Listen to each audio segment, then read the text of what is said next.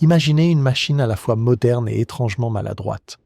Un véhicule dont la conception était si peu pratique qu'il risquait davantage de se bloquer lui-même que d'arrêter un adversaire. Un char qui, sous un climat chaud, semblait presque se ramollir, qui se figeait dans le froid et qui, lors de certains exercices, fonctionnait si mal que même les officiers britanniques détournaient discrètement le regard. Et pourtant, cette construction insolite a joué un rôle central dans l'évolution de la technologie blindée britannique. Pourquoi l'armée a-t-elle conservé un engin qui se comportait parfois de manière si imprévisible que les soldats le considéraient moins comme une arme que comme une sorte de caisse à outils motorisée? Quelles décisions ont conduit à ce que ce modèle soit utilisé dans des expériences tenues discrètes, dont certains détails restent aujourd'hui encore volontairement flous? Et comment se fait-il qu'un exemplaire soit ultérieurement réapparu dans un état si étrange que même des historiens militaires chevronnés en ont été déconcertés? Plus on plonge dans l'histoire de ce char, plus on découvre une suite d'événements presque incroyables, mêlant erreurs, bricolage technique, opérations discrètes et un incident dont on ne parle encore que par allusion.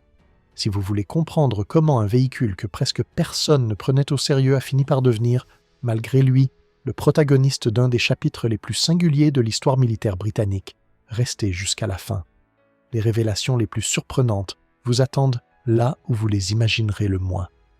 Alors que les planificateurs militaires britanniques tentaient, dans les premières années d'après-guerre, de définir une nouvelle orientation pour leurs forces blindées, ils se retrouvèrent plongés dans une période d'incertitude profonde. Les chars à coque rhomboïdale, autrefois admirés sur le champ de bataille, apparaissaient désormais comme des géants maladroits, plus proches de reliques encombrantes que d'outils adaptés à l'avenir. Ils étaient immenses, difficiles à manœuvrer, facilement repérables et surtout dépendant d'une mécanique si complexe que la moindre défaillance suffisait à immobiliser toute la machine. Malgré cela, certains responsables restaient attachés à ces anciennes idées, comme si elles représentaient une vérité immuable. Pourtant, l'évolution technique avançait inexorablement. Plus les ingénieurs réfléchissaient au combat futur, plus l'idée de continuer à s'appuyer sur ces colosses semblait absurde. Le monde demandait désormais un véhicule plus compact, plus agile, doté d'une tourelle pivotante, concept audacieux, presque provocateur dans le contexte britannique de l'époque. C'est dans cette atmosphère de transition qu'apparut le Light Tank Mark I, plus tard renommé Medium Tank Mark I. Son importance dépassait largement ses capacités réelles. Il symbolisait la tentative de rompre avec les schémas du passé et d'oser une voie plus moderne. Il était plus léger, plus rapide et nettement plus maniable que les mastodontes de la génération précédente. Et surtout, sa tourelle pivotante représentait une rupture visuelle et fonctionnelle révélatrice d'un changement d'état d'esprit. Cependant, ce char mettait également en lumière les contradictions de son époque. Son blindage était si mince qu'il semblait davantage rassurer qu'assurer une véritable protection. Sa conception interne mêlait innovation et solutions improvisées. Le conducteur était placé dans une position offrant un champ de vision si réduit qu'une grande portion du terrain devant lui restait invisible. Les éléments extérieurs du train de roulement étaient tellement exposés qu'un simple fantassin équipé modestement pouvait les endommager. Même son armement, pourtant conforme aux attentes du moment, laissait déjà entrevoir les besoins futurs. Ce mélange d'audace et d'inachèvement donnait au Mark I une dimension presque ironique. Il cherchait à incarner un progrès, mais portait toujours les marques visibles d'un héritage dépassé. Un prototype évolué, mais aussi un rappel brutal que la transition ne se fait jamais d'un seul geste. Au fil de son utilisation, l'armée comprit que le Mark I ne pouvait être qu'une étape transitoire. Ses qualités indiquaient la direction à suivre, mais ses insuffisances montraient clairement que le chemin était encore long. Les ingénieurs se mirent donc à élaborer une nouvelle version, capable de conserver les points forts tout en corrigeant les défauts flagrants. Parallèlement, la situation internationale changeait rapidement. D'autres nations investissaient déjà dans leurs propres blindés, et la pression poussait la Grande-Bretagne à accélérer sa modernisation. Le Mark I avait représenté une avancée, mais le monde allait plus vite que lui. Ainsi devint-il un professeur involontaire, un véhicule qui révélait ce qui devait impérativement être amélioré. Et c'est précisément de ces enseignements qu'allait naître la silhouette du futur Medium Tank Mark II, conçu pour dépasser son prédécesseur et marquer une étape décisive dans l'histoire britannique des blindés. Lorsque le Medium Mark I eut passé ses premières années de service, il laissa derrière lui une impression étrange, mêlant fascination et inquiétude. Sur le papier, il semblait représenter un véritable progrès, mais sur le terrain, il révélait une série de contradictions qui le rendaient aussi imprévisible qu'instructif. Ses points faibles apparaissaient exactement là où l'armée en avait le moins besoin, transformant parfois des situations simples en véritables casse-tête. Les éléments exposés de son train de roulement étaient si vulnérables qu'un fantassin muni d'un équipement basique pouvait les endommager. Quelques impacts bien placés suffisaient à neutraliser un véhicule censé inspirer la confiance. La position du conducteur était un autre exemple de ces absurdités techniques. Placé à l'avant du char, il devait guider la machine sans disposer d'un véritable contrôle visuel. Une large zone devant le véhicule restait totalement invisible. Conduire un engin censé apporter mobilité et réactivité devenait soudain un exercice d'intuition et d'espoir. Le conducteur n'était plus le maître du véhicule, mais plutôt un passager enfermé dans un compromis technique. L'armement principal, bien qu'adapté aux exigences du moment, suscitait également des doutes. Le canon à 3 livres était correct, mais les stratèges savaient déjà que l'avenir demanderait plus de puissance et de portée. Le Mark I pouvait encore répondre aux besoins immédiats, mais il portait en lui les signes d'une obsolescence rapide. Ces limites répétées amenèrent les concepteurs à une conclusion évidente. Il fallait repenser le char en profondeur plutôt que de colmater ses défauts. Dès l'année suivante, un projet initialement appelé Light Tank Mark II vit le jour. Ce nom ne survécut pas longtemps, car le véhicule fut rapidement reclassé en Medium Tank Mark II, une désignation plus proche de sa réalité technique. Pendant que les discussions allaient bon train sur son appellation, la production se préparait déjà. Le contrat fut divisé entre 2 entités. L'arsenal royal de Woolwich devait fournir la majorité des exemplaires, tandis que Vickers assurait une part plus modeste. Ce partage entraîna des différences subtiles entre les chars, bien qu'ils appartiennent officiellement au même modèle. Lorsque les premiers Mark II rejoignirent les unités, ils donnèrent l'impression d'un véhicule familier, mais nettement affiné. Les innovations destinées à corriger les défauts du Mark I sautaient aux yeux. La modification la plus visible était l'ajout de grands panneaux latéraux, protégeant le train de roulement. Une idée simple et logique, qui se révélait pourtant pleine de paradoxes. Dans les terrains boueux, ces panneaux retenaient la terre, formant une masse collante capable d'immobiliser le véhicule. Lors de périodes froides, cette boue gelait littéralement, clouant le char au sol. Une amélioration pensée pour protéger devenait un piège involontaire. La partie avant du char avait été redessinée avec davantage de finesse. Un blindage incliné, une position de conduite relevée et une ventilation améliorée rendèrent l'ensemble plus cohérent. Le moteur bénéficiait d'un meilleur refroidissement, et la visibilité du conducteur devenait enfin acceptable. L'armement fut également revu. Le nouveau canon à 3 livres, plus long, procurait une meilleure précision. Malgré un léger gain de poids, les performances de conduite restaient incomparables. Une rare réussite dans une phase de modernisation. Pourtant, à côté de ces progrès, certaines décisions surprenaient. Certaines pièces obsolètes du Mark I se retrouvaient à nouveau utilisées sur le Mark II, éléments de tourelle vieillissants, segments de chenilles peu fiables, montures de mitrailleuses dépassées. Le char paraissait ainsi tiraillé entre une envie d'avancer et une incapacité à se détacher totalement de la tradition. C'est dans cet état hybride que le Mark II entra dans une nouvelle phase de son existence, devenant non seulement un véhicule opérationnel, mais aussi une base d'expérimentation pour des idées et des projets dont les concepteurs eux-mêmes ne soupçonnaient pas encore l'ampleur. Lorsque les premiers exemplaires du Medium Mark II arrivèrent dans les unités, ils donnèrent l'impression d'un mélange étrange entre continuité et rupture. Le véhicule reprenait la silhouette familière de son prédécesseur, mais chaque détail semblait essayer de corriger une faiblesse précédente sans toujours parvenir à convaincre. Le résultat était un char qui oscillait constamment entre modernité et maladresse, comme si 2 époques techniques coexistaient dans une même structure. L'ajout le plus visible était constitué des grands écrans blindés couvrant le train de roulement. De loin, ils donnaient au char une allure plus propre, plus cohérente, et semblaient enfin protéger ses éléments les plus vulnérables. Mais cette amélioration cachait une absurdité inattendue. Dès que le véhicule entrait dans un sol meuble, les panneaux se remplissaient de boue, créant une masse lourde et collante. Par temps froid, cette boue se solidifiait et immobilisait littéralement le char.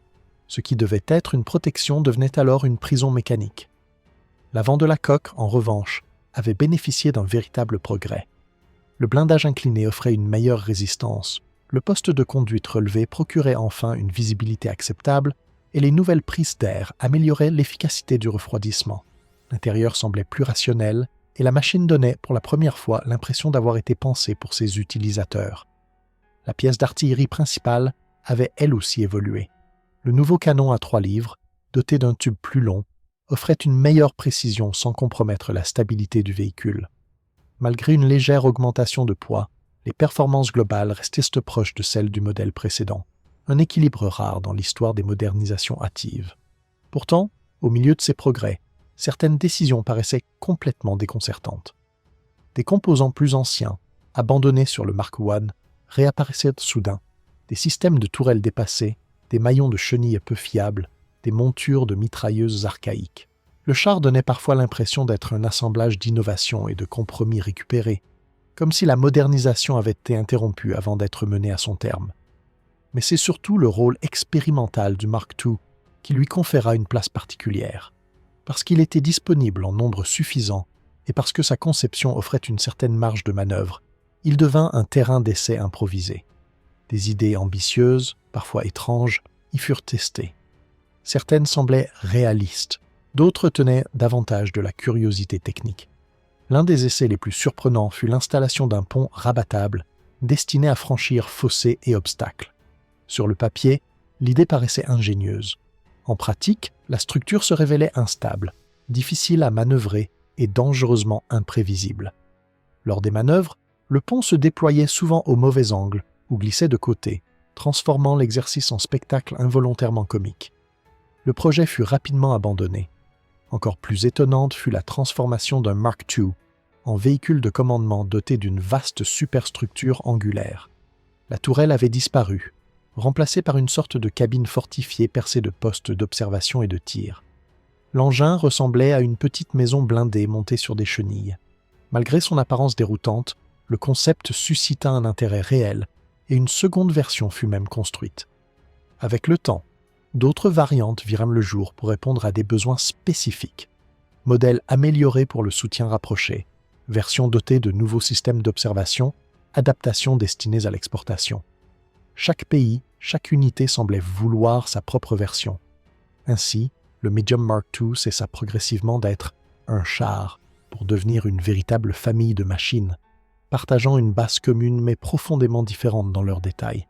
Cette diversité reflétait parfaitement l'époque, une période de tâtonnement, d'essais, de transitions incertaines où l'on cherchait encore à comprendre ce que devait être un char moderne.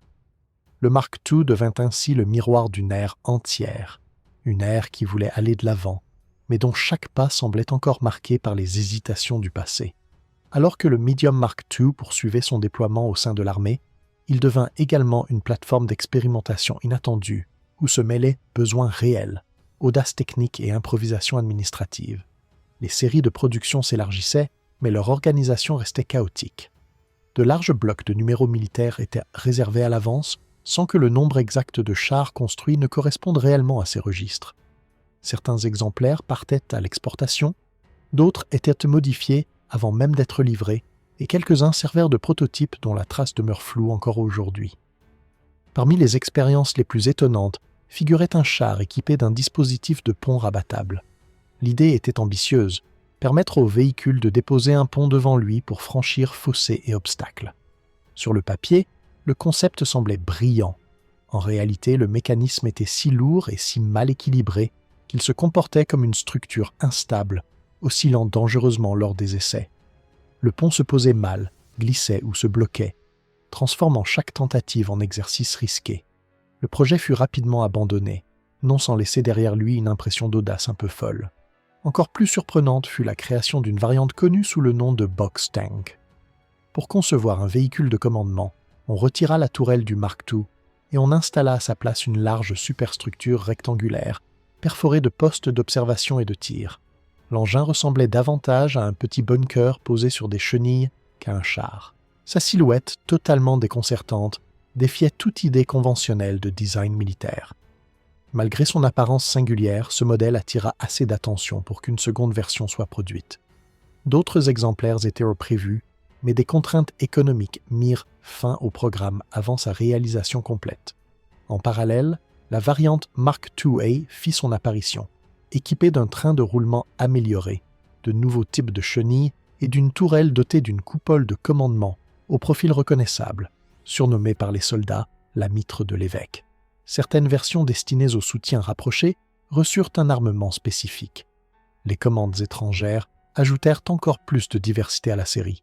Certains chars furent livrés à des dominions ou à d'autres pays, chacun demandant des ajustements particuliers.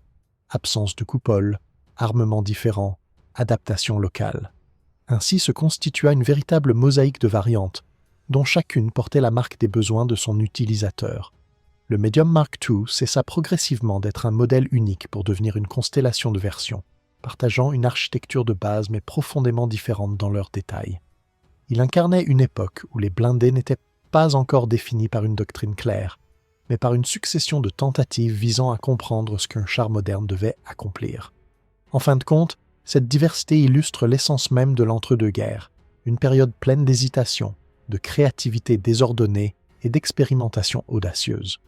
Le Mark II se fit le reflet exact de cette ère, un véhicule en constante transformation, cherchant sa propre identité dans un monde militaire encore en construction.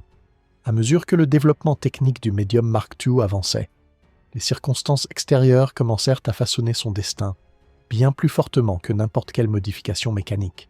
La fin des années 20 fut marquée par une série de bouleversements économiques qui renversèrent les plans ambitieux de modernisation. L'armée britannique rêvait d'unités entièrement mécanisées, rapides et cohérentes, mais les budgets en diminution transformant ces visions en esquisses inachevées. C'est dans ce climat hésitant qu'apparut une unité expérimentale chargée de tester un nouveau concept, rassembler chars, véhicules d'appui et premiers systèmes automoteurs pour former un ensemble capable de manœuvrer de manière coordonnée et dynamique. Certains officiers y voyaient un aperçu du futur, d'autres un pari trop audacieux. Le Medium Mark II en devint l'élément central, non pas pour ses performances, mais parce qu'il était le seul char disponible en nombre suffisant. Ses maladresses techniques, problématiques ailleurs, se changèrent ici en leçons concrètes.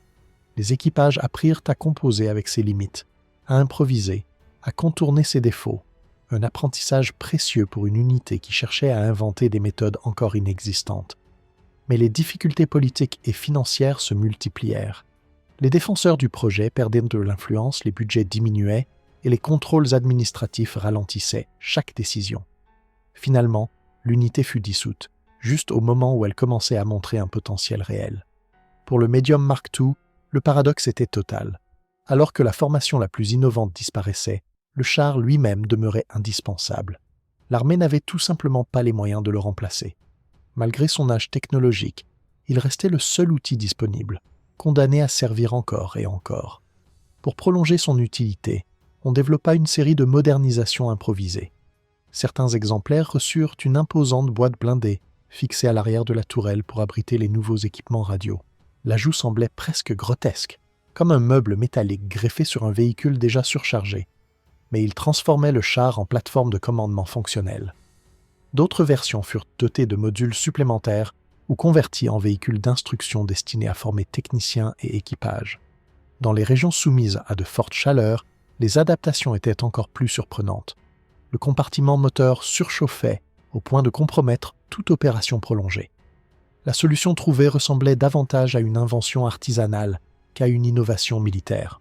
On fixa sur les flancs du char de larges panneaux isolants pour repousser la chaleur.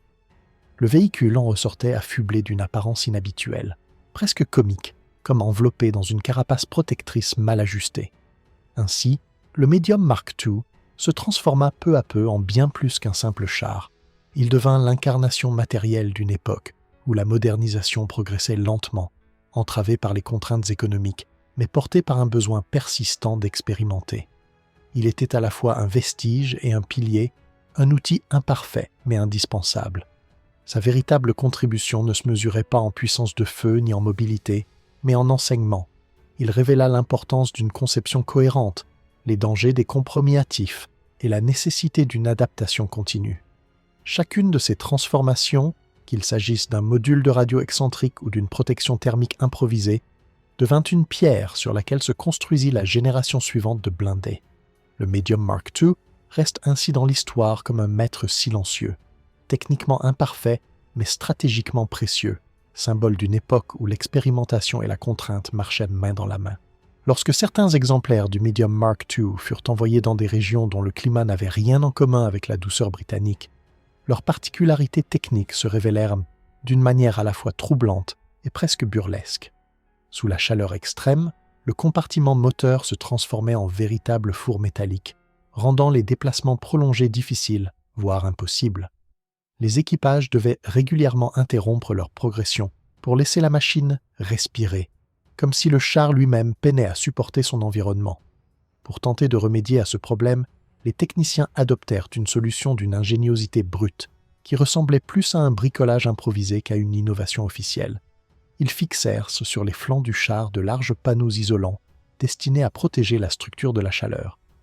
Le véhicule se retrouva affublé d'une apparence étrange, presque comique, enveloppé d'une sorte de coque supplémentaire qui lui donnait l'air d'un objet utilitaire maladroitement emballé. Pourtant, cette modification améliorait sensiblement sa résistance aux températures élevées. Dans cet état singulier, les chars furent déployés dans des zones isolées où l'enjeu n'était pas la mobilité, mais la présence. Il ne s'agissait plus de manœuvrer rapidement, mais de tenir le terrain et d'occuper des positions stratégiques. C'est ainsi qu'apparut une nouvelle manière, totalement inattendue, d'utiliser ces véhicules. On les enterrait partiellement dans le sol, ne laissant dépasser que la tourelle. Transformé en point d'appui fixe, le char devenait une fortification capable de changer de place si nécessaire, mais essentiellement destinée à rester immobile. Cette pratique se généralisa jusqu'au jour où les unités furent contraintes de se déplacer. Une colonne de chars coiffés de leurs panneaux isolants entama alors une longue traversée dans un environnement hostile. Le sable, la chaleur et la monotonie du paysage mettèrent leur mécanique à rude épreuve. Au cours du trajet, l'un des véhicules fut victime d'une accumulation de chaleur si importante que ses systèmes cessèrent de fonctionner. Immobilisé, il fut abandonné sur place, devenant un repère involontaire pour les unités qui passaient ensuite par là, un squelette métallique figé dans le désert. Les autres chars parvinrent à destination et furent surtout de nouveau enterrés pour servir de positions défensives improvisées. Leur état mécanique, déjà fragile, se dégradait au point qu'ils ne pouvaient plus que rester là, immobiles, comme des pièces d'un décor stratégique temporaire. Pourtant, leur seule présence suffisait pour remplir le rôle qu'on attendait d'eux. Avec l'évolution de la situation politique et militaire, ces véhicules changèrent de main à plusieurs reprises. Certains restèrent exposés dans le paysage comme des objets oubliés. D'autres furent finalement récupérés par des historiens et transférés dans des musées. C'est dans ces environnements contrôlés que leur étrangeté apparut dans toute son ampleur. Face aux blindés modernes, le Mark II ressemblait à une relique mécanique, disproportionné, maladroit, presque naïf dans ses lignes. Les visiteurs découvrent aujourd'hui cette silhouette singulière et y voient un paradoxe fascinant. Un char sans réelle performance, mais devenu témoin précieux d'une époque où l'on apprenait encore à comprendre ce qu'un véhicule blindé devait être. Ce contraste fait du Medium Mark II non pas un symbole de puissance, mais un jalon instructif. Un véhicule qui, par ses limites et ses improvisations, raconte mieux qu'aucun autre à quel point les débuts de la mécanisation furent hésitants, pleins d'essais, d'erreurs et de solutions audacieuses, parfois brillantes, parfois maladroites. À mesure que l'histoire du Medium Mark II avançait, son rôle se déplaçait vers une direction inattendue, non pas celle d'un héros mécanique, mais celle d'un témoin essentiel des tâtonnements techniques de son époque. Ce char, pourtant limité dans ses performances, se retrouva au centre d'une période où l'expérimentation occupait une place plus importante que la perfection. Chaque défaut révélait une leçon, chaque improvisation indiquait un manque dans la compréhension de ce que devait être un véhicule blindé moderne. Sa structure même racontait cette évolution hésitante, un assemblage de solutions hâtives et de compromis visibles. Le blindage minimal, les volumes disproportionnés, les modules ajoutés au fil des années, tout rappelait que le Mark II était davantage un laboratoire roulant qu'un outil de combat réellement abouti. Mais ce caractère expérimental lui donnait une valeur particulière. Il obligeait les ingénieurs à confronter leurs idées aux limites concrètes de la mécanique et les équipages à inventer des méthodes pour contourner ces particularités. Avec le temps, le char traversa aussi des frontières. Exporté vers différents pays, il devint un objet d'étonnement pour des armées qui n'avaient jamais vu une machine aussi étrange. Certains le reçurent avec curiosité, d'autres avec perplexité. Mais partout il éveillait les mêmes questions. Comment un engin si atypique avait-il pu jouer un rôle si important dans la modernisation de l'armée britannique ? Dans certains musées, restauré avec soin, il s'impose aujourd'hui comme une pièce unique, témoignant d'un moment où la technologie militaire progressait à pas encore maladroits. Son apparence presque archaïque attire l'attention. Lignes anguleuses, tourelles disproportionnées, accessoires improvisés ajoutés au fil du temps. À côté des engins modernes, le Mark II ressemble à une esquisse à peine achevée, un brouillon mécanique devenu objet historique. C'est précisément cette imperfection qui le rend fascinant. Il ne représente pas l'apogée d'un savoir-faire, mais la trace tangible d'une transition. Un stade intermédiaire où l'on cherchait, avec autant d'enthousiasme que d'incertitude, à comprendre comment concevoir un blindé performant. Le Medium Mark II ne marqua pas l'histoire par ses exploits, mais parce qu'il permit de réaliser ensuite. Ses défauts poussèrent les ingénieurs à revoir leurs méthodes, à repenser l'organisation interne des chars, à renforcer les critères de fiabilité et à moderniser les systèmes de mobilité. En révélant tout ce qui n'allait pas, il ouvrit la voie à tout ce qui allait fonctionner. Ainsi, sa véritable contribution ne réside ni dans son armement, ni dans sa robustesse, mais dans son rôle de guide involontaire. Un char imparfait, mais indispensable, qui permit d'éviter bien des erreurs à la génération suivante. Un témoin fidèle de l'apprentissage laborieux qui mena, peu à peu, à la naissance des blindés modernes.